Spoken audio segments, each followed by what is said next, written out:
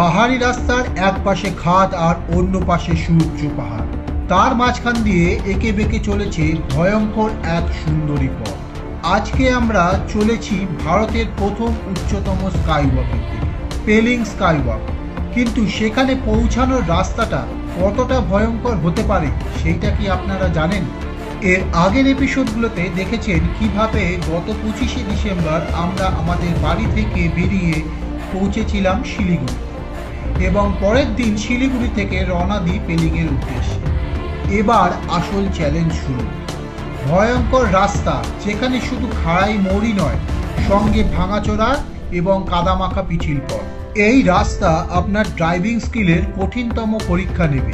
একটু অসাবধান হলেই বড় দুর্ঘটনা। নতুন ও দুর্বল হৃদয়ের জন্য এই রাস্তা নয়। তাহলে চলুন চোখে হারানোর মতো এই দুর্ধর্ষ অ্যাডভেঞ্চারে থাকুন আমাদের সাথে উইথ রাইট।